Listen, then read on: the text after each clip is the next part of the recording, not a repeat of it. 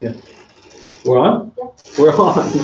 That's how we find out. Okay, what it is. I know things look a little different right now. We're having TriCaster problems, but we are still ready to rock, live in action. We got to move fast. We have tons of guests. King's Court's on in an hour and 20 minutes. We got to move very, very quickly. But thank you for joining us. We promise you goods.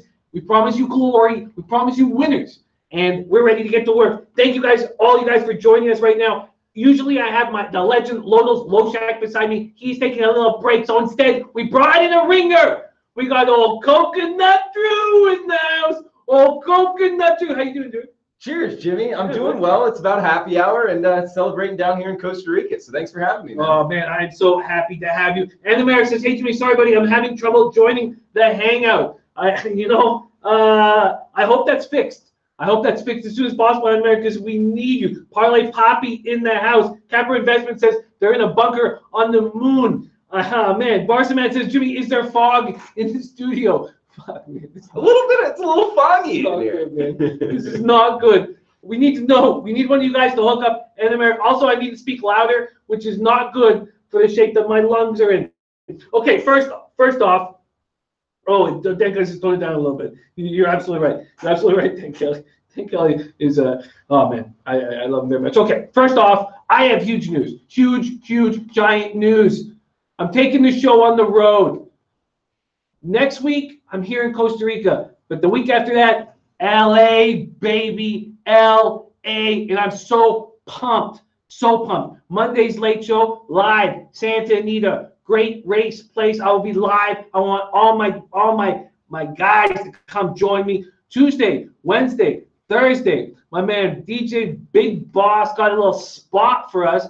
I'm gonna be doing the Late Show there with tons of cappers. Hopefully the guys on the chat already that don't even know, like Parlay Poppy, Underdog, all you guys come join me so we shoot live. I'm gonna have a video camera, so we're gonna be able to get everybody in the spot. We're gonna have Whale Capper, Trot Wham, Ski Profit, as I said, Big Boss. I need more of you guys. I need more. We're going to get Nut Flush Allen. I want Nut Flush Allen's son, Caden, 9-year-old baseball star, to be a part of it. We want to just make it fun, make it exciting. And with all of us working together, we're just going to be working together live instead of on the chat. But I'm so pumped for it. And then Friday, I'll be back at the great race place, Santa Anita, shooting live there. And then morning shows, it's going to be 8 a.m. out there, so I'm just going to, it's more content for the morning show. Late show will be more of a, a Hennessy party, man. And if this works, I'm going to hit the road all the time. Pete and I are going to go all over the place doing our show, which is something that is just so exciting. Underdog says, yes, where will you be at the track all week? No, just Monday and Friday, because that's the only days there's live racing. But there's the big races on the Monday. It's a holiday up there, so we're going to do it up there. And then it all culminates with a banger party Saturday night. We're working on the spot right now, but we're going to get everybody together, get all hammered up. Hopefully I'm healthy enough to get that good, sweet smoking. I might not be able to, but whatever. I'm still going to party my ass off. So that's the big news. I'm excited about LA. I'm excited for you, man. You're heading stateside. Good luck. Hopefully it goes really well, and you do well at the racetrack as well, Jimmy. You got a bunch of good cappers there on your slate. I've got spectacular cappers, man. I can't wait to work with everybody. I can't wait to be in the same room with everybody working together. It's going to be very, very exciting. Now, I don't know if Ann America's hooked this shit up. Is Ann America good to go? Can anybody give me a sign? Ann America, if you are in the hangout, can you start talking now? Okay, all right. So we have no Ann America. Okay, what about King Rail? King Rail, have you figured this out, man? King Rail, can you come to us in this Google chat? I mean, I know that we're ready to hang out. MVP Sports Picks, my man Stucci in the house. Allison says, oh yeah, Jimmy, come to my city. I would love to. I want to come to all these cities. Alan Action says SBR is really downgrading. Yeah, we're having a little technical difficulties. Definitely not downgrading. It's a little foggy in here, but that's because we're partying a little bit. We got MVP Sports. I got Stooge, good guy. That's Stooge. Good guy in Vegas. Okay, we got to get to work. I'm hoping that these guys can join us. I'm not sure if they're joining us. I'm hoping that these guys are going to be able to. I'm getting no word from the booth. So this is not how we want to end a week here. But we're going to do the best that we can. So let's get to work right now. And okay, vid back popping. Okay, and yes. Okay, I'm not entirely sure what those messages were. There was some of that. Maybe she was just saying, "You're a fucking loser, Jimmy. You're a fucking loser." I'm not entirely sure exactly what was there from Siani. But MVP Sportsbook says, okay, we gotta get to work. We gotta get to work. So now, first off, Captain Investor says there's at least 5 low baggers in Pittsburgh just saying, hey, I love Pittsburgh. Steve Priest on the Kent Akron under 136. Randy Robinson says, no posters behind the guy, someone got fired. No, no. Charles Barkley says, I'm Charles Barkley and there's an echo. Okay, all right. Now, we just got to get to work. We can't wait for these guys. We got a ton of shit to break down. So yeah, about the signs, it's just a different camera angle, so the signs didn't fit right. But Shadow knows what we got to do. Shadow knows that Jimmy Pinky man. Oh! There he is in business. And America. So let's get it off. Before America jumps in, let's just quickly go over this NHL game. There's just one game on the card. I'm on the over 6 in this game. Carolina at the Rangers. Let's see if there's been any movement in this total. There has been a lot of movement in this total. Beautiful. I got in nice. Oh, it's even 6.5 the Heritage. Beautiful. What we know is Lundqvist is playing very badly. Now Peter Mrazek will be in goal for the Hurricanes. McElhinney coming off a rough night. We know this Hurricanes team, incredible Corsi numbers, excellent puck control, getting a ton of shots, out shooting their opposition. And this Rangers team is totally healthy. The only injury that the Hurricanes have right now is with Jordan Staal. But this is a great spot, I think, for the over, and the market's showing us that is the case. I'm just going to quickly go over some of the reasons why I like it here. When we look at the Hurricanes, we're looking at a team that sucks on the power play at 26th overall. But this is a Rangers penalty killing that is shit. 27th overall at 76.7%. There's going to be opportunities on the power play. Also, this Rangers team is healthy. I know they're 27 in goals per game at 2.75, but that number's been going up of late.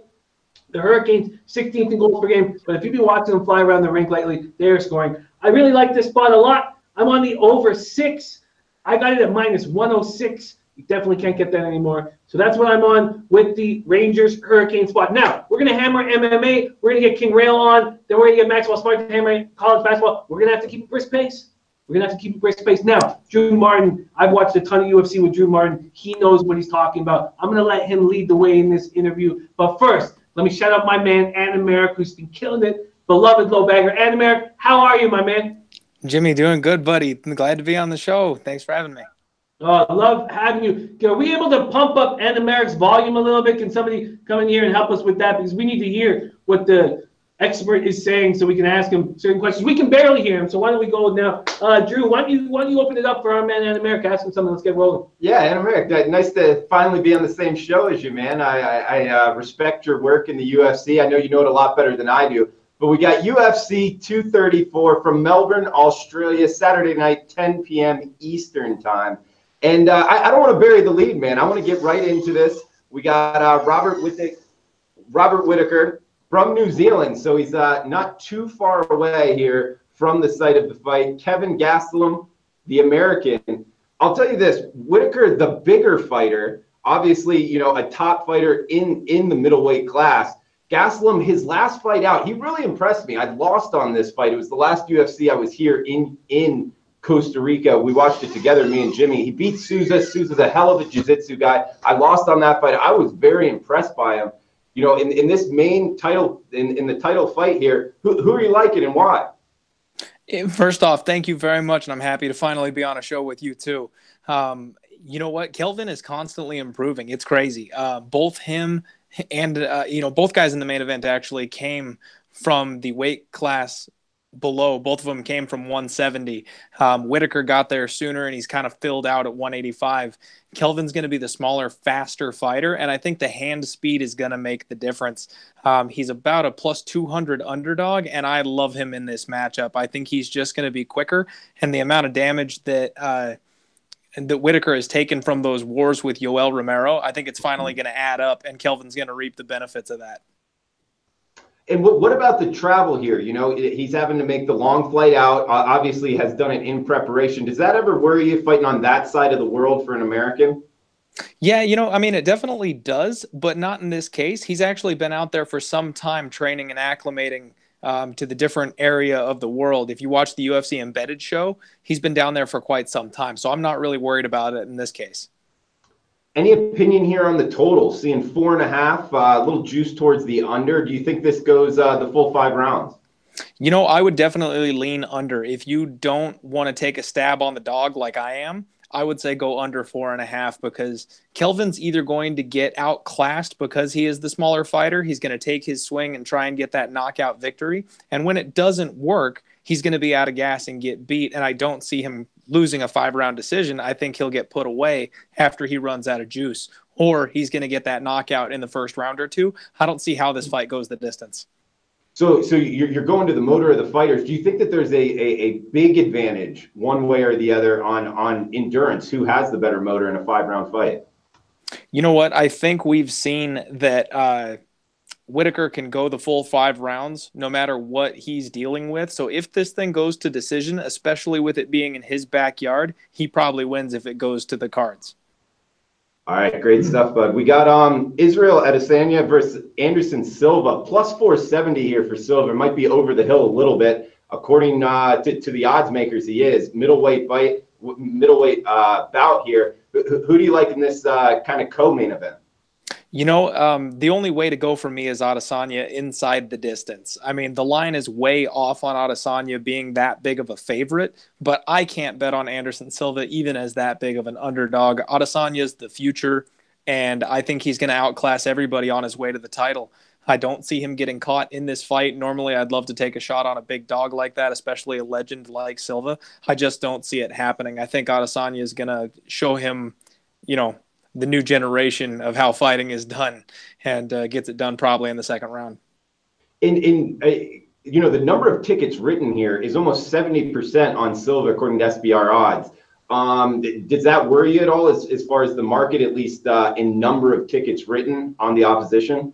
Not at all. Not at all. I mean, he's a legend. He's the big name on the card, and he's a massive underdog. You've never had Anderson Silva at that price. He's usually the one that's the minus 900, minus 1,000. So, pretty much everybody's going to take that little poke on the legend, and I really don't blame him. I personally can't do it myself.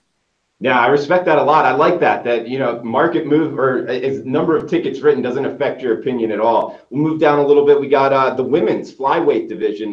Montana De La Rosa, minus 250 favorite here. Nadia Resum, plus 200 underdog.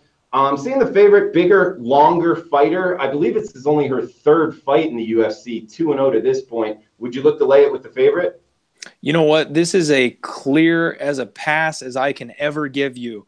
Both of these girls are untested and untrustworthy, and one of them being that big of a favorite, there's no way I'm laying that kind of chalk with a middle-of-the-road women's fighter. I also can't necessarily trust the dog to do anything because she's as untested on the other side of that. I don't see a clear path to victory either way. I'm off that fight.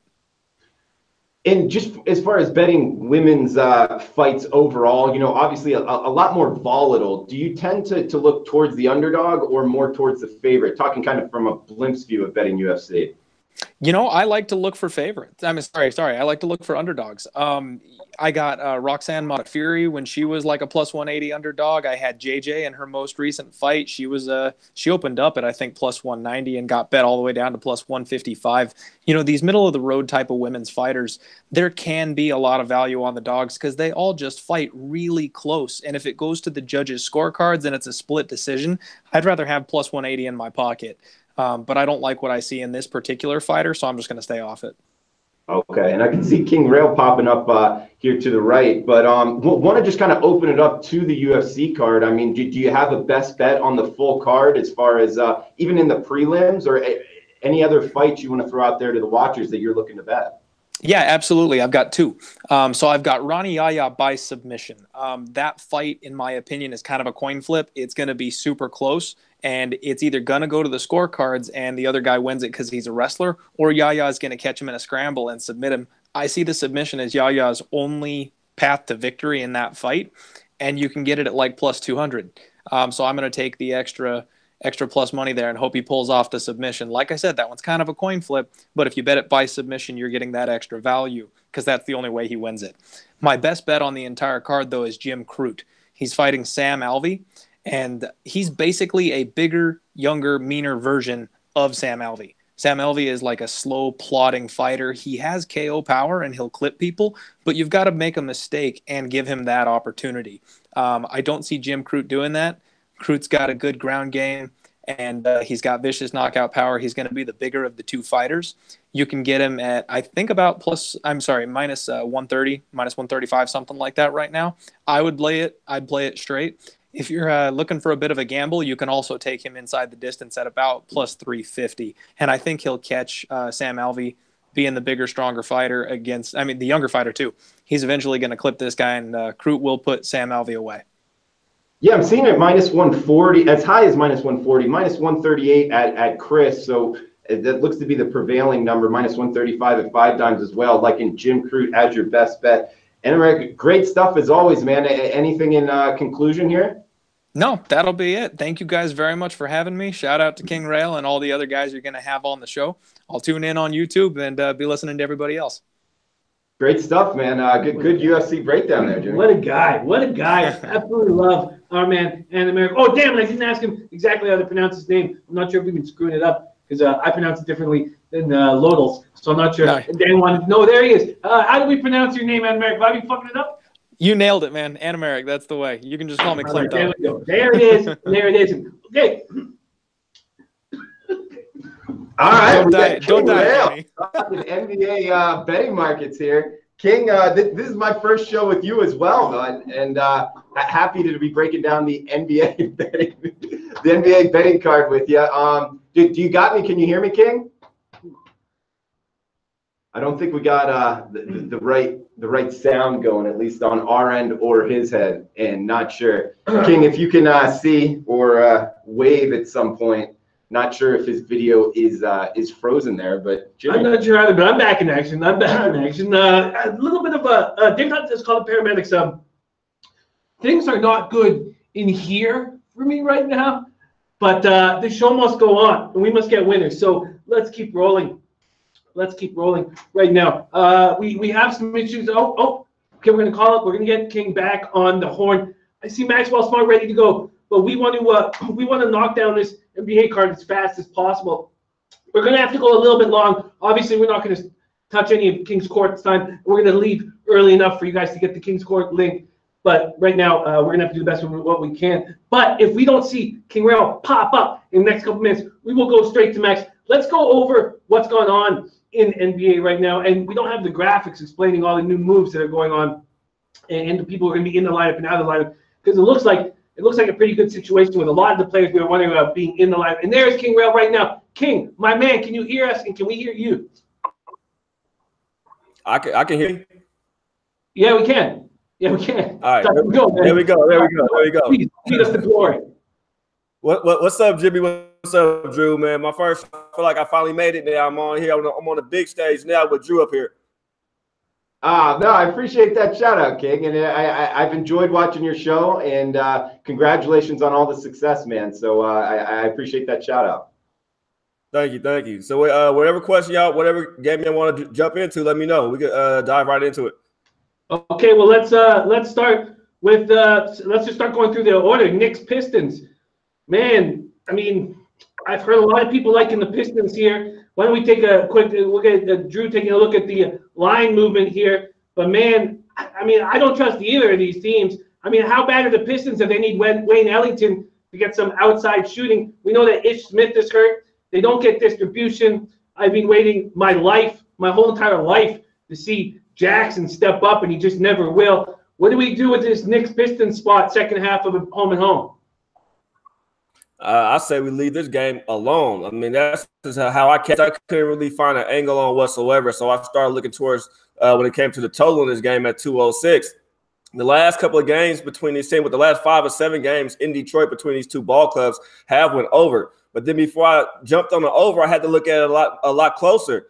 And Detroit's last 7 of Detroit's games have went under, and the Knicks haven't scored 100 points in the last 7 of their games.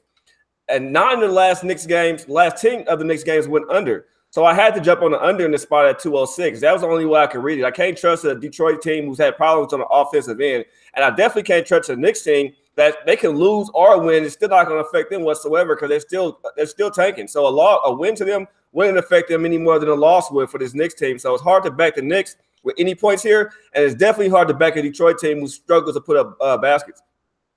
And King, we're seeing a full move towards the Knicks. 8.5 Detroit laying at home. Now only 7.5.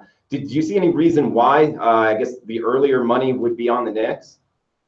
I think people feel the same way I feel when it comes to the Detroit team. It's a home and home. Usually in home and homes, you take well, in these situations, the Knicks would have won that first game, and the Detroit would have won this game. But in that situation, Detroit won in New York, so it's a revenge spot, kind of, if you want to base it on that aspect of it being the Knicks. I just don't think this Knicks team is good at all. I mean, Dennis Smith has had good games against Detroit. Maybe that's part of it there. And when you look at this Knicks roster, they don't really have too much to offer out there, and you got to give them credit too. They had a couple of game practices together. This new nucleus has played a couple of games together. I still think Detroit is more dominant at the 4 and the 5 spot, and that's what's going to trouble this Knicks team. Well, let's move on to the Sixers here. The Sixers, now in the NBA, when a line confuses me, I stay away from it. And that's what's happening here. Now, I've watched you look at lines that are confusing and pull your balls out and go straight forward for it, and I respect that. I get scared away. This line scares the shit out of me. Nuggets are playing so bad. The Sixers have all their studs, all their new guys coming in the lineup. Looks like everybody's good to go. Applicable says Philly wins. Let's go Sixers. I tell you what, I'm scared. This line scares the shit out of me. Sixers are only 4-point favorites in this spot. Makes no sense. 21-6 at home. They just added Tobias Harris. What do you think? Why is there not a bigger spread in this game with a Nuggets team that's missing Harris? Because Denver just beat this team by 16 points about, almost 2 weeks ago in Denver. To me, this is a perfect spot for Philadelphia right here. This is a revenge spot for Philadelphia on that aspect of it. And Philly finally has a bench now. They have a bench over there that they did not have this all year. Now they have a bench. You know, Philadelphia is about to be rocking. And that's why on my whiteboard right here, I put Philadelphia max bet 185. I hammered the shit out that earlier. I'm also on the floor. The addition of Harris, the addition of Boban. I know Embiid's been game time decision, but name a game he hasn't been game time decision in recently in the last 5 or 6 games, and he still came out there and played. It's not like he's dealing with a back issue. He's dealing with a stomach virus. I mean, take some Pepto-Bismol, get on the court, and you probably can go out there and perform. No Harris for this team is going to hurt the Denver team. They play horrible on the road. This Denver team is 1-6 ATS last 7 road games, and it's their last road game of a 4-game road trip. So, I have to back 76ers in this spot, man. The 76ers fans, Philadelphia fans, are about to be pumped for this game tonight, man. That's just going to feed Philadelphia a whole lot more. Listen, Paul Millsap, questionable. Gary Harris out of the lineup and just 4 points. That just makes no sense to me. And anytime the association drops something that makes no sense, I got to stay away from it. Well, I don't understand why money isn't coming in on Philadelphia. The whole thing scares the shit out of me. Let's see. Redick is not on the injury report. He's healthy. Embiid is questionable. And that's got to be why the line is the way it is. I mean, this scares me. This game enormously scares me. Let's keep rolling. Cavaliers at Wizards. I got the first quarter Cavs at plus 3.5.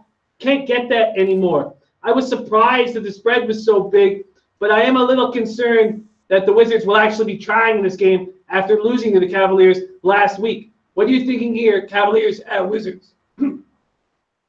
Now, my first, Jim, wasn't even the first initial thought. I jumped on the Cavaliers, probably my second or third Cavaliers bet all season. I took them at the plus 9.5. I wasn't thinking a lot of the guys that who the Wizards just picked up were even going to play tonight, but they are going to play tonight. They're going to have Jabari Parker in the lineup, Bobby Portis in the lineup tonight. I know they got rid of Porter. That's definitely going to affect this Wizards offense, and they don't have Morris out there. That's going to affect their defense and rebounding a whole lot more as well. I'm a little concerned with this Wizards team. They had to move Porter. They really wanted to keep Porter and Bill together, but that Wall injury, they couldn't move Wall no more. Plus, that contract was huge, so they're stuck with Wall. They had to move Porter. I'm just concerned about how this offense is going to look now without Porter out there. Porter and Bill, they kind of fed off of each other. That chemistry together was a good chemistry. Now, Bill's going to have to go out there and try to find new chemistry with the new teammates that he has. Bobby Portis, yeah, he's a defensive guy, but he's not really the offensive weapon that you picked up over there. And Jabari Parker, the Bulls paid him too much already. He didn't fit in that situation over there, and I just don't think he's going to fit in over here with the Wizards either. Wizards maybe in tank mode. We just got to see how they go. But the Cavaliers are fucking awful. I mean, just awful, awful, awful. And Kevin Love should play tonight. That's what they say in game time decision. But I have to rock with the plus 9.5 Cavs here. I definitely cannot back the Wizards at a minus 9.5. King, what about the first quarter bet? Jimmy mentioned first quarter. He was looking at what plus 3.5. I think you could get it at. And also that plus 3.5 was unavailable 45 minutes, hour after the show. I had to settle for a plus 3. And I was like, oh man, I'm on the right track. That's why I said what I said off the top. Now the 3.5s are right back on the board. So money coming back in on Washington. Yeah, curious what you think of this first quarter play. Hey, I don't knock you at all when it comes to first quarters. Cavaliers have been a first quarter team, and a lot of you guys cashed on them. I've just been afraid to. I mean, I've been fading them, and I faded them the other day against the first quarter. I think you had them, and they came out and won that first quarter. They come out and put up some baskets the first quarter. I think the first quarter Cavaliers, especially a team that's been playing together already, and this Wizards team who get new pieces, they got to get at least familiar with each other a little bit on the court at first, maybe the first quarter or first two. I like the Cavaliers first quarter there, Jim. I think you right on with that one. I like it. I like it too. Also, shout out to our man Angel Romero putting money in our pockets this morning. Of course, idiot like myself didn't make the bet. God damn, Angel, I got to make this stop. Angel, we roll together in LA, though. We run together in LA. I can't wait to hang with you. Parlay Poppy says love Denver first quarter plus 2, and Dan Kelly says Denver. Teams that are on the fourth and last game of a trip, 1 day rest, not 3 and 4, and lost their previous 2. Are 9-2 against the spread the past 3+ seasons. That's what makes this show special. Angel Romero's, Parlay Poppies, Alan Actions, Dan Kelly's, Kylie Reynolds, all these incredible cappers in our chat. I could keep going for hours and hours with these great cappers in our chat. Let's keep rolling. Bulls at Nets.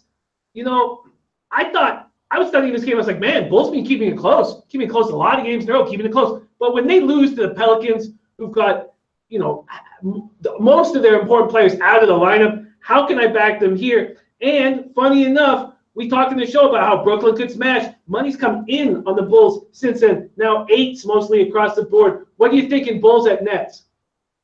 Well, I made a mistake this morning. This morning, I know Ski had mentioned about the Bulls. He liked the Bulls as well. But my early indications was that Otto Porter wasn't playing tonight for the Bulls. They said that he didn't make it to get his physical in time, and he didn't make the flight to New York. I guess he got him a flight to New York. Otto Porter is in the game tonight.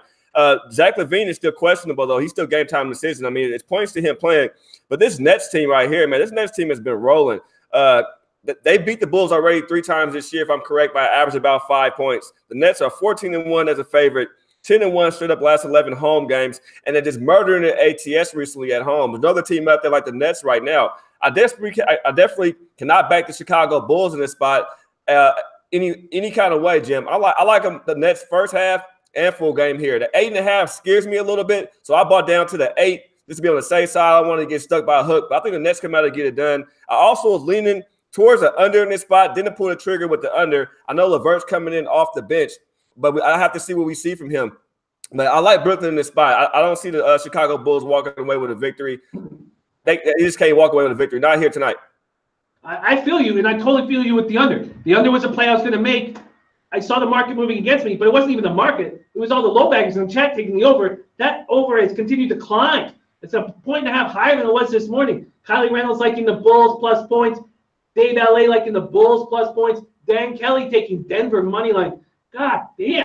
You know, another thing that I've done this year is made less plays. Last year I was making more plays. This year, I'm letting the chat help take me off of games, and that's why I got a 6% ROI this year in the NBA. Let's keep rolling. Huge news out of Dallas. No Doncic. No Doncic. And now look at the line for Dallas. Just wild, wild stuff. Milwaukee still taking – Dallas, excuse me, still taking money even without Doncic. This is nuts. 6.5 now. On my action here, when I go to Dallas and get the most up-to-date information, Doncic is good to go. And then I click on Doncic here, and he says is questionable. So you guys have tighter information than me. I did not know Doncic was out of the lineup. I expect this line to move quickly. Ricardo Gutierrez says Doncic is a game-time decision. What are you – Machiavelli says, what are you guys doing the show from jail? Trust me, Costa Rican jails look a lot shittier than this, man. Darker lights, more blood on the wall. Bucks, Mavericks, what are you thinking here, King?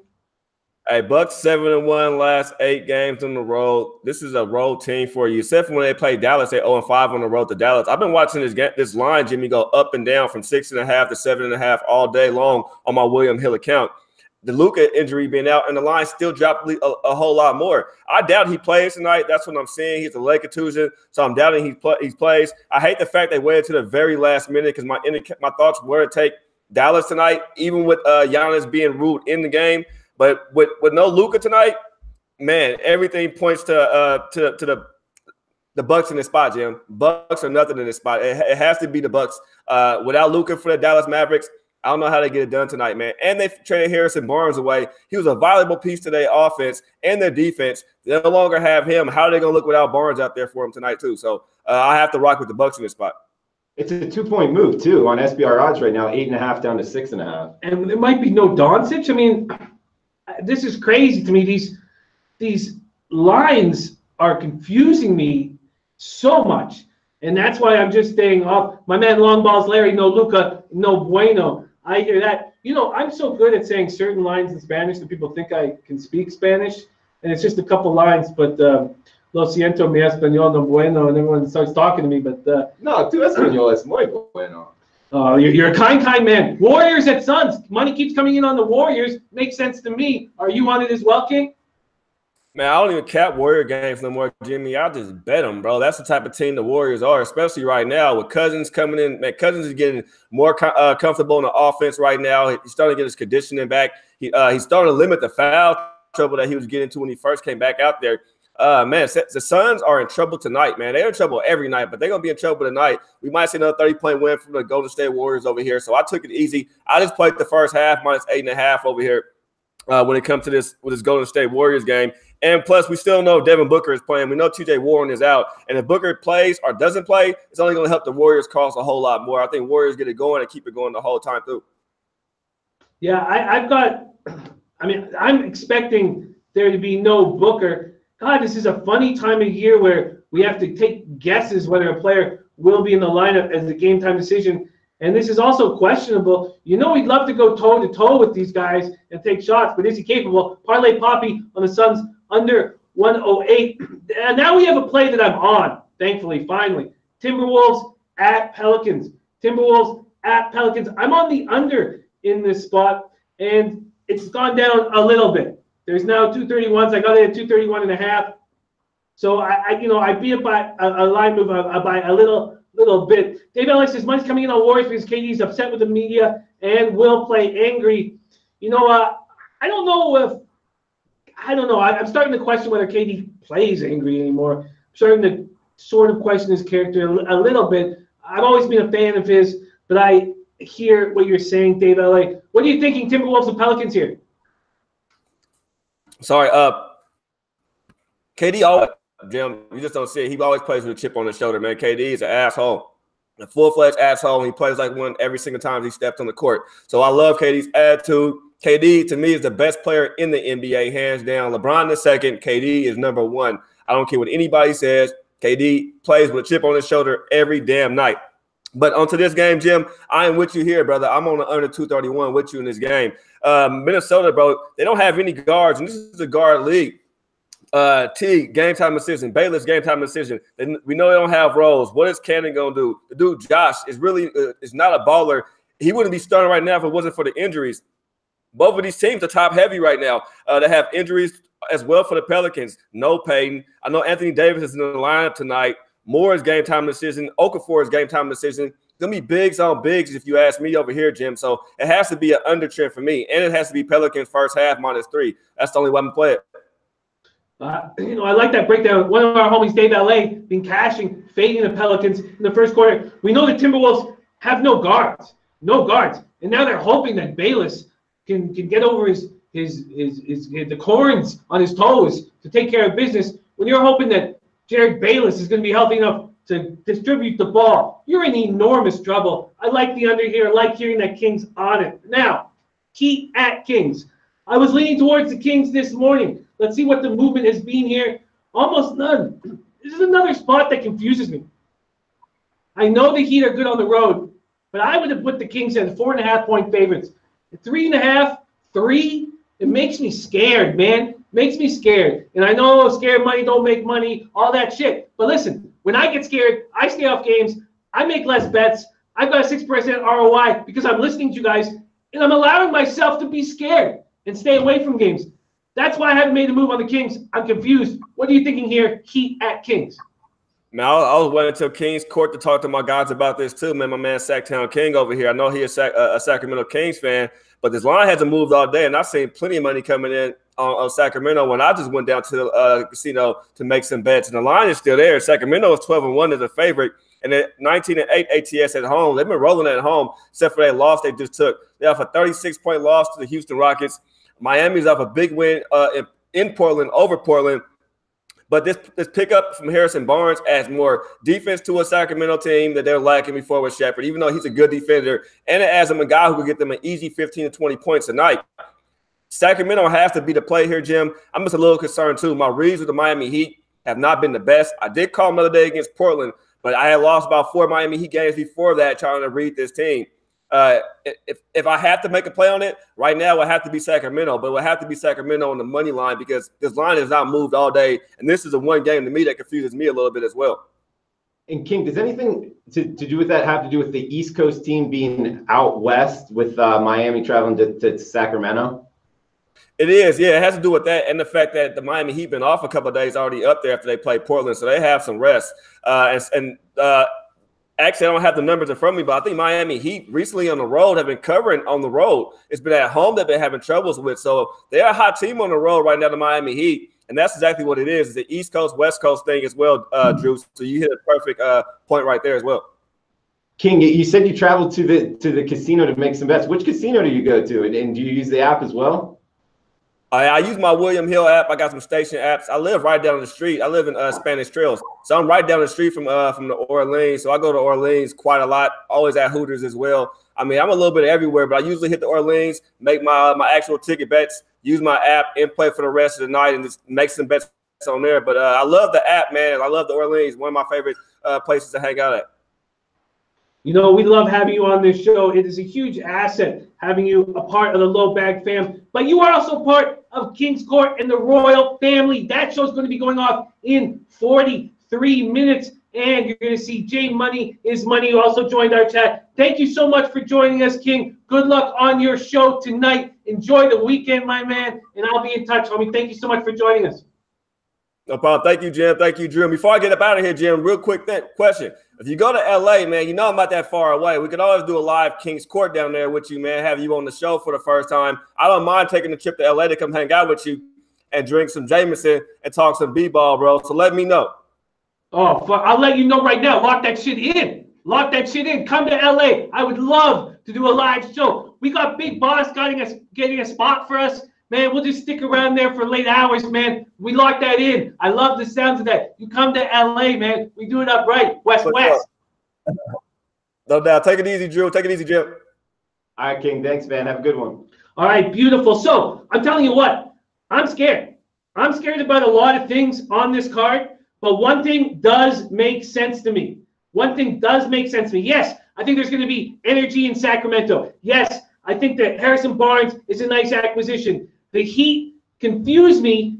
It's good getting Ellington off the bench. And I see Dan Kelly parlaying the Kings and the over. I'm not going to do that, but I am going to jump on Dan's over. I think that makes a ton of sense. I'm in it. Alan Action says, come to Flint Town, Jimmy. I got your back all day. Alan Action, you know I love Michigan. You know I'll be rolling through there. I'm gonna take the over here. I'm going to go with Dan. I think that play makes sense. I'm going to take the over in the Miami-Sacramento game. It's 218.5, but I'm seeing a 218 at Heritage. Shout out to Heritage. I'm going to jump on this spot. We are now using Heritage. They have built your own props. They have a bunch of cool stuff. We are now using Heritage. We use 5 dimes this year now. Why not Heritage? Over 218 and minus 105 from the good people at Heritage. Shout out to them. Shout out to the over. Shout out to King's Court. Now, my man Max, I've been seeing you chilling for so long. I'm so sorry we made you wait this long. Thank you so much for your patience. You are you're such a class act and great guy, but thank you so much for being cool and chilling. We got no intro for you right now because we're on this bunk-ass camera in this fucking shady-ass spot. But we got great campers. We might not have production, but we got great campers. Shout out to my man, Max. Max, how you doing? Yeah, I'm doing pretty good. I was getting a little antsy for sure because obviously I wanted to get a little 420'd up, but I'm holding off till after the show. So let's get into the capping. Let's make some money. Let's support local strippers, and let's most importantly serve those scumbag bookies lots of cock soup. Yes. Yes, there will be cock soup on the menu tonight, Drew. Cock soup and all types of cock soup. Hot, cold, sweet, sour. Actually, I don't know. I've never tasted it. I don't know if it's sweet or sour. But let's get into business here. Are you still on the plays that you're liking, Drew? And do you want to lead Max into any action? Yeah, Max. Actually, first off, can you explain to me exactly what cock soup is? Yeah, so cock soup is basically a combination of bodily fluids from someone who just lost a lot of money to a sportsbook or to a local bookie. So you rip up those tickets, you put it in a bowl, you use your bodily fluids, you mix it all up like you're making a cocktail, and then you serve it to a bookie in multiple different ways. I prefer the cock soup syringe. It's painful and it gets to the point. You know, I wish we had more time to talk about the details of cock soup, but we don't, Max. We got to get into business. Oh God, I got to stay calm. We got to keep a brisk pace. We got to get to business right now, Max. Why don't we just start rolling through this card as fast as possible? We know Drew's another NCAA expert, so he's going to be jumping in, but we got to be fast. We are allowed to go a little bit over, but not too far over because we can't get in the way of King's Court. Also, I'm going to have to make some of these bets. But now that I got Drew, maybe I can make them live while we're on the show. Let's go. St. Louis, St. Joseph's. Okay, it's been -3 all day long. -3 all day long. No movement here at all. And the total coming up at 133.5 has gone up 2 points. So St. Louis, road favorite. And we've seen St. Louis lose on the road. You've also faded St. Louis as a road favorite. Sorry, lose on the road as a favorite. I watched you do this last week. Max, St. Louis, St. Joe's. What are you thinking? Yeah, so the most troubling stat that I've studied in this game is St. Louis in their last 13 games versus St. Joe's is 13-0 ATS. That's a really hard ATS streak to get in front of and hope that it ends. But after seeing that first St. Louis game and seeing St. Louis go on a 20-0 run and St. Joe's just not being able to get any offense going, really showing that they missed Lamar Kimball, I think tonight is a night to end the 13 ATS game-winning streak. It's lucky 13. Some people think it's an evil 13. I think it's an evil 13. I'm taking St. Joe's. +3 or +2.5, whatever I can get at -110. All right, Max, good breakdown, man. We got 4 7 o'clock tips all in a row. Rotation number 853, 854 down the line here. Princeton at Yale. Yale, we know they can move up tempo, high possession. I think that they can make the number of 7.5 look a little small, seeing 140, 139.5 the total. What are you liking here, Princeton, Yale? Yeah, so I'm leaning towards the dog in this game. I think that this team has really had to pull themselves together after the Devin Kennedy suspension. This is a team that's only allowing 55 points in conference and playing phenomenal three-point defense. There is an asterisk beside that, is that they shoot the ball from deep at 21%, so that's nothing to rave home about. But if you play good three-point defense against a team like Yale, I think that you have some opportunities. You got to keep Blake Reynolds and Jordan Bruner off the glass. Yale's won 9 of their last 10. Princeton's on a 7-game winning streak.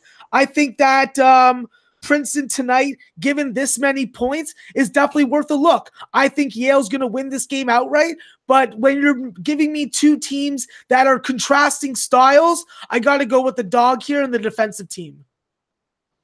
Good breakdown, Max. Keeping down the line here, we got 855, 856, Penn, Brown, seeing Penn -1.5 or -2 on the road, 141 the total, Max. Yeah, so Penn's 7-2 ATS at night. They play 28% 3-point defense. Both teams are winless in conference, so someone's got to win ATS tonight. I hope it doesn't come down to free throws because that gives me a lot of displeasure when it comes to Penn. But I think Penn's going to win on the defensive glass. I think they're going to be taking care of the ball. I think that Bryce Washington's going to have a good game from the three-point line. And I think that AJ Bruder's free throw issues are not going to show up. So I got Penn a little earlier at 1, and I'm going to stick with it, and I'm going to still suggest people take it at -2. And you bring up the free throws, Max. I mean, both of these teams for the year are under 70% from the line, 68% and 62% respectively for Penn. But Penn in the last game shot over 70%, 76%. How much do you factor in the free throw percentage overall, and how much do you factor in lately field goal percentage, meaning like last game, last 2 games? I go by 5 games, but I discount what I see in non-conference and I focus on what's going on in conference, because when you flip the script and you change the season, you definitely get teams that go outside of their identity that we've established, and they can really surprise you. So I try and base it mostly on conference play because of the familiarity and the teams and players knowing each other. All right, Max, we got a couple more Ivy League games here. Columbia at Harvard, 7 p.m. tip, 857, 858, 130.5 the total. And Harvard, we know they got a great sports program there in the Ivy League, laying doubles at home, seeing mostly 10.5 across the board.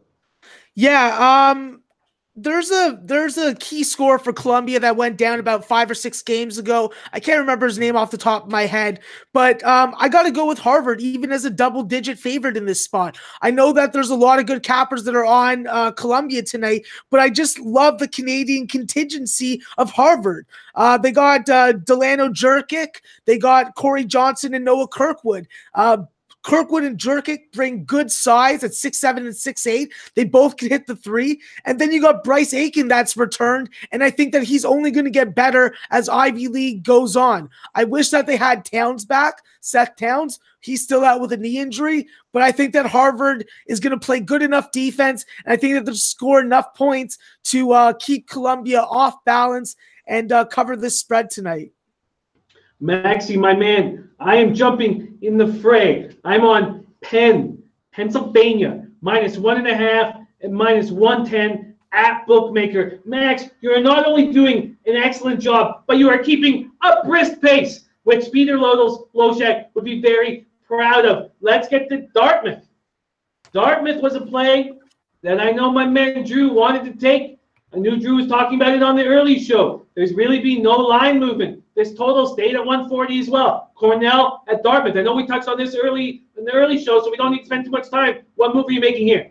Yeah, so in the morning, I was definitely leaning towards Dartmouth. Seeing that the line didn't move all day didn't really impact me. What impacted me was what kind of performance you can expect out of Brendan Barry. He hasn't had a very good, efficient game since his game against Boston University when he had 31 points. And I think that him from the three-point line is vital for Dartmouth's success. I think that James Foy is going to have to show up also for Dartmouth. But in the end, I'm going to go with Cornell. I'm going to go with the three-point defense of Cornell. I am worried about their field goal percentage. I'm worried about them getting beat on the glass, but I have faith that this team's going to force 16 to 18 turnovers, and Matt Morgan's going to get some help from guys like Steve Julian and Jimmy Boeheim. And when you got a guy that scores 23 points a game and shoots 80% from the line, at the end of the game, if your spread is on the line, I want the ball in Matt Morgan's hand. And at 6'2", this is the kind of guard that can cover this 3.5 points for you late. So I'm going to go with Cornell plus 3.5. I'm probably going to buy up to 4 on my personal accounts just to give myself a little bit of protection, even though I lose a little bit of profit. All right, Max. I want to give a shout out to Alan Eckton in the chat box. Columbia is 16-5 ATS, last 21 at Harvard. Good stat there. Moving out of the Ivy League, Max. Want to move down to 861, 862, 8 p.m. Eastern tip. Georgia Southern, Louisiana Monroe. Sun Belt rivalry game, 162 the total. Seeing Pick'em or Monroe laying 1 at home in Louisiana. Yeah, Louisiana Monroe's been definitely one of the surprise teams in the Sun Belt this year. They have been a very good and efficient profit casher. They have definitely been a team that supports local strippers at 14-7 ATS so far this year. At home, this is a very dominant team and a very different team. You have a very good difference maker in Dyshawn Smith, and you have a good Robin to Batman and Mike Ertl. I think that this is a team that kills the free throw line, and if you put them on the line, you are going to put lots of points on their scoreboard. I think that the key to their game is limiting the turnovers and owning the glass defensively and offensively. This is a team that takes care of the ball. You're not going to see them fall into a lot of charges. I think tonight they're going to stop Georgia Southern's road dominance, and I think that they hold home court. So I'll take ULM money line. ULM money line. Very, very interesting stuff. ULM money line. That also goes with our man, with some of the top cappers that we always follow. Want to know what they're on? Sean Williams, also on Monroe. My man Ron Crawford's on St. Louis, Kent State, and Princeton. Red Girl, whom we love very, very much, is on the under in the Georgia Southern game. My man Drew, keep getting them rolling. Keep rolling. Let's roll. And yeah, you bring up Louisiana Monroe supporting their local strippers. I know a lot of strip clubs there in the Louisiana area. We'll stay there. Georgia State at Louisiana Lafayette, -1. That's the Panthers laying on the road. 164 the total in Lafayette, Max.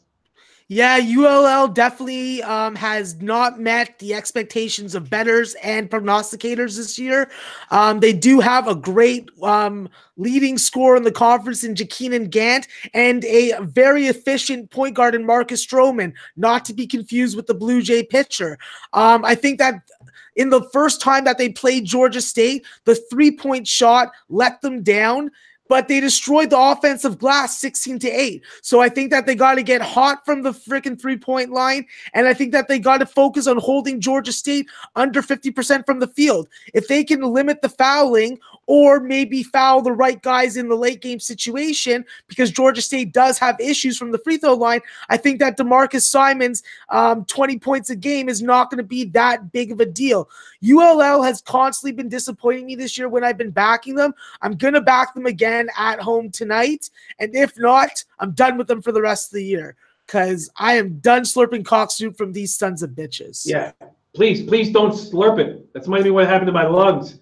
Louisiana Lafayette, Georgia State. You liking a total here? This total keeps rising. Open at 162.5, now 164s, even 164.5, Max. Yeah, I never really like to take these high totals, but with these two teams specifically, and having a guy like Jakeenan Gant who can take it out on the perimeter, hit a three, and really get a couple and ones, I think that this game should go over. I'm not going to be betting it either way. I don't have a lean to the side. I just have a first glance look at it, and from what I know from watching both these teams, I would be thinking over. Thinking over. Yeah, I can understand that, but I understand your fear of these high totals too. And when you have trepidation on a play, I don't jump. I'm on the under in Niagara Marist. Let's just be brief here because we got to roll. But do you like that under still? And I know it wasn't what it was. A Matt Randall came in and hammered it. Shout out to our man Matt Randall. What do you think in Niagara Marist? Yeah, I think that it just basically comes down to is Marist hitting their shots.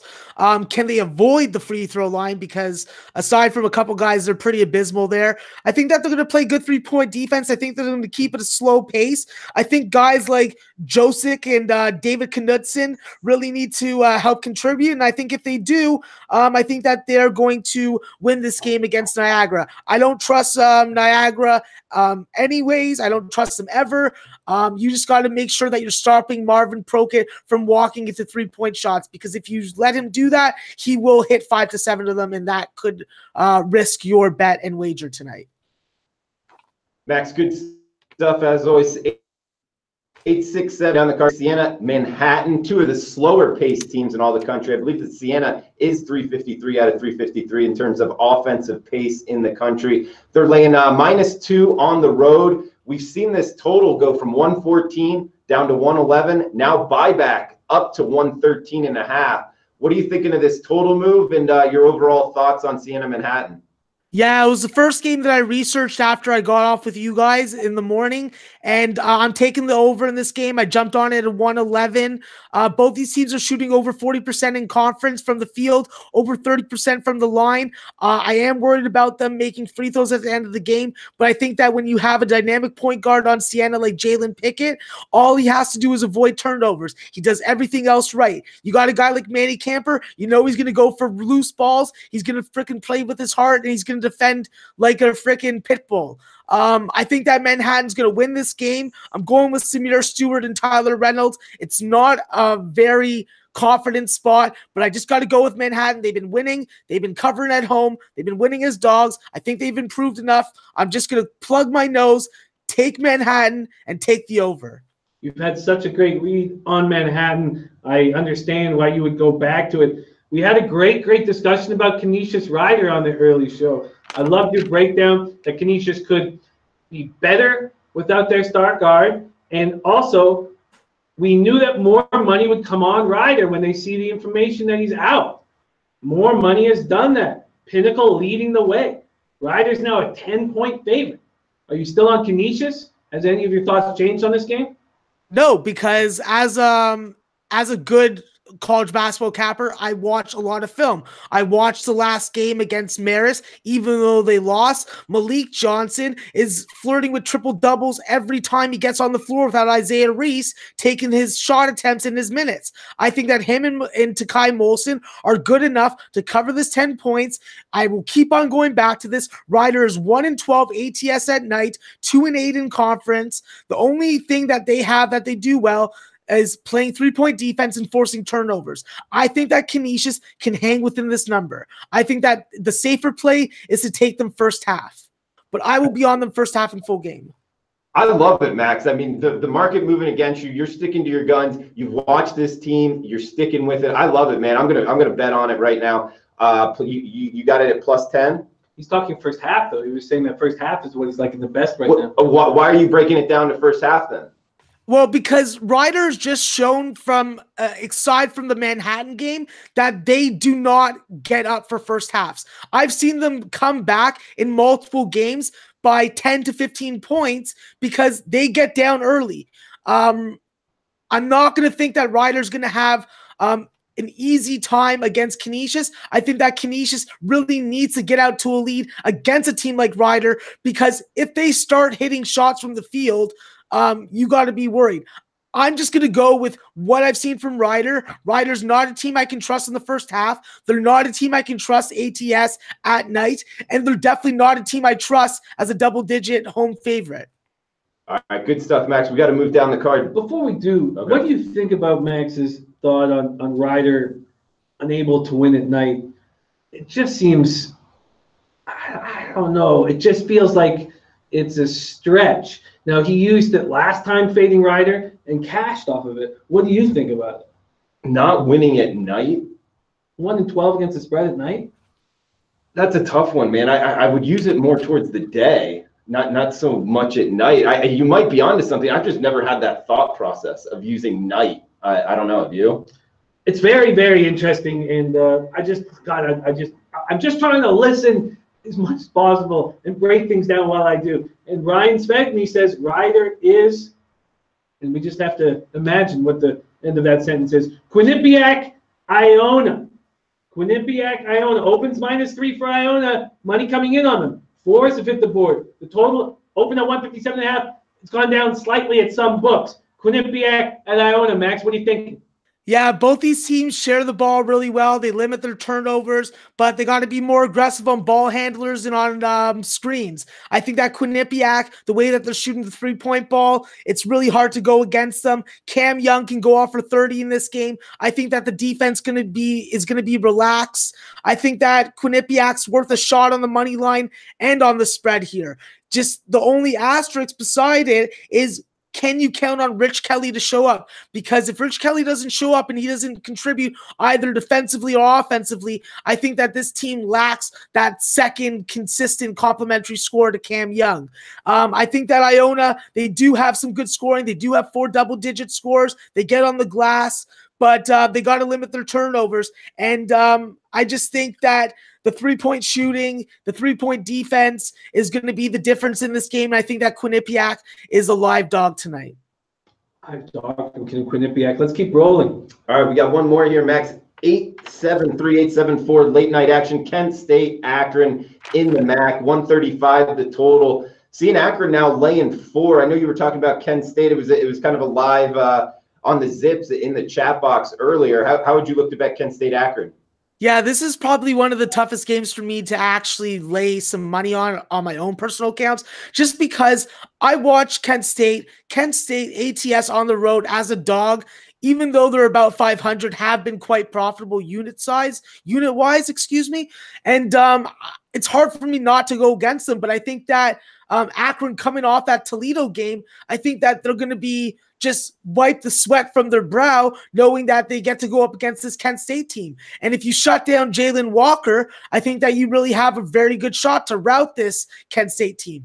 But the thing is, can you stop Jalen Walker? The guy is not Justin Wright Foreman status, but he's the type of guy that can give you 35 and put your ticket to the cashier's window and cash it for you. So unfortunately, right now, I do not have a play or a lean on this game. I will post one later before the game starts, but I need more time on it.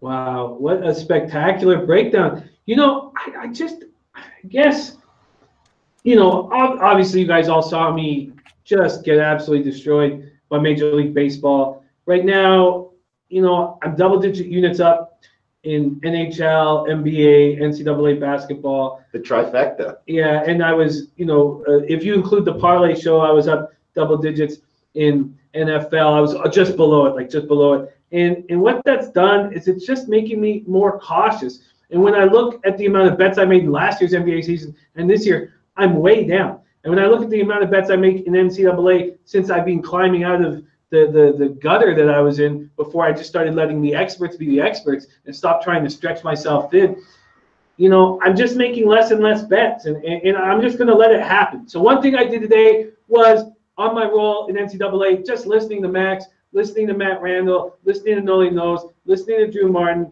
listening to guys who are experts in their field.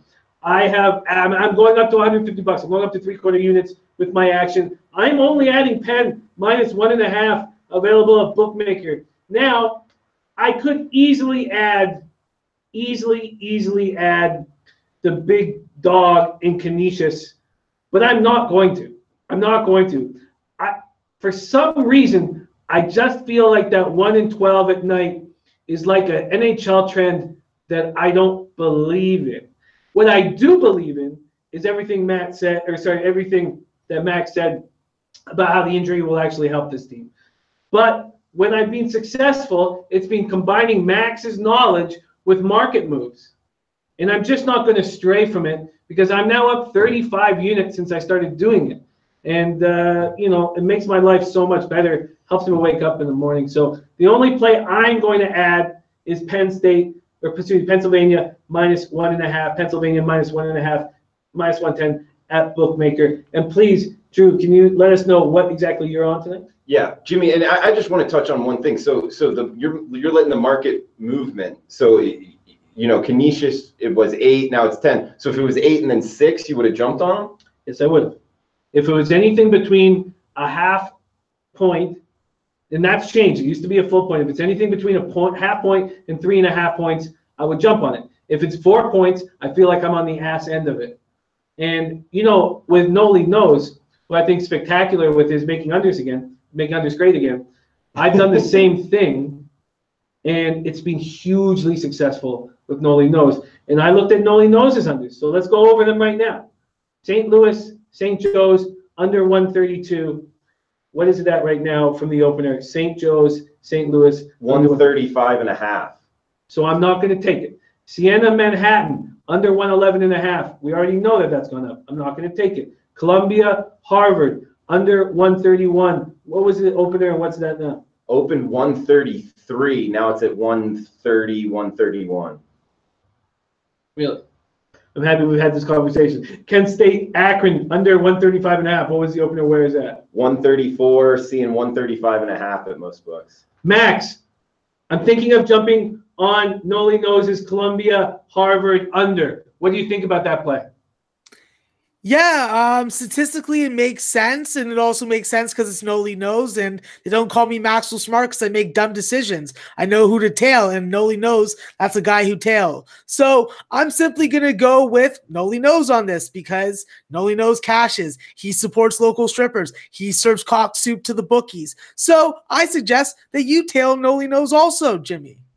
And that is what I am going to do. I'm really happy we had this final end of conversation. That's great because, you know, I'm fucking thirsty for more action. It takes everything for me not to just jump on everything. You know, I need it. I need it. It's what keeps me. It's probably coming off. Jimmy, you first asked me what I'm on. I'll take over here. You need about 20 seconds. I'm following you, Max, as far as that Canisius. I don't care that the market moved against it. You know, sometimes in small-time college football, I'll sit there just streaming games. The market will move against me, and when I stick to my guns, I win. I like what you had to say. I jumped on it +5, seeing 9 for the full game. Bet online. I just jumped on it my account for +5. Is that normal that you'll see in a play scenario like this type of profile, a larger line in the first half than the full game? Yeah, usually I would have expected to see a 6, but when you bet with Pinnacle, you actually can buy and sell points on the first half. So I try and always just take the number that I capped it at. This is something that's definitely gotten me in trouble because it obviously makes me have to win more games to break even. But sometimes I just don't respect the line movement. I just don't believe it, and I just believe my capping more. The key to my capping style is for me to trust my eyes and trust what I've seen and not to be influenced too much by line movement. Max, my man, I'm back. All's good. All's good. I may not be here Monday. You may never see me again. I may not make it to LA, but I'm back. Max, you have been hitting an enormously high percentage, a ridiculously high percentage, and with your Lobag special. And I would be remiss if I didn't say, now I know it's a lot of pressure, Max, I know it's a lot of pressure, but I would be remiss if I didn't say, Max, my man, please beat us. Please. Yeah, this was probably one of the toughest top plays of the day that I've ever had to make. I'm going to go with ULM money line. I'm going to stick with that as my top. I think that ULM is a different team at home than they are on the road. I think that Georgia Southern's road dominance is going to end tonight. I think that Dyshon Smith is going to mark it. I think that they're going to kill at the free throw line. My favorite way to score points because you don't have to move. ULM, this is the last 10 minutes, other than my partial breakdown, has been fucking awesome. Awesome. I wanted a couple more plays. I've been very hesitant. I'm very hesitant with the association tonight. ULM money line. God, Max is like, I know it hasn't been long, and I wish we were tracking it. I'm sure if Logos was here, we would be. But this guy's hitting over 80% with these plays, man. It's unbelievable. And I know what that means when someone's hitting at that kind of rate that the other side will happen. But hey, Lowell's birthday picks were rolling for a long time. I know that they've been missing a bit lately, but they were rolling for a long time. And when I know Maxi, I know that we leche Alos bookmakers, and of course, feed them cock soup. Max, thank you so much for joining us. You are a huge asset to us. And, you know, I've asked if you'd be on the show every day because I need help, man. I need fucking help, man.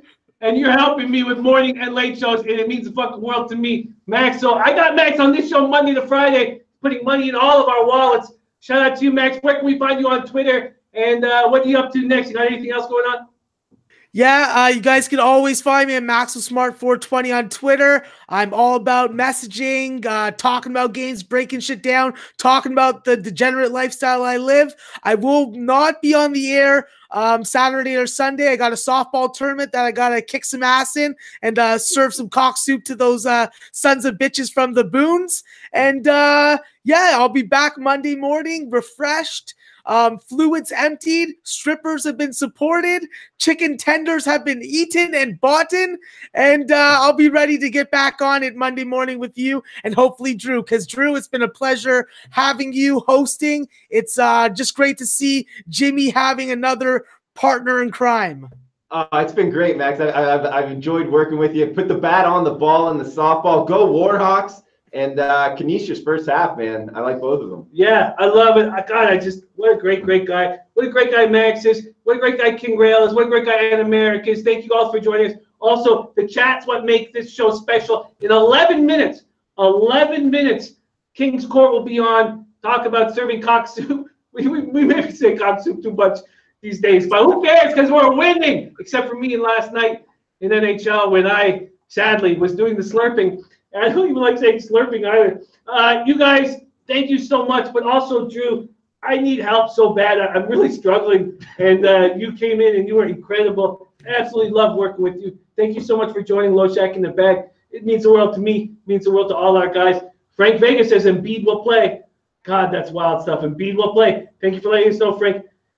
Drew, my man, will you put a bow on this bad boy and send us to the weekend? Sure. Allison, Frank, Teddy, Not Africa, Sasha. I appreciate all you guys in the chat box, most live chat box I've ever seen. Jimmy, thank you for having me. Hope Pete gets better.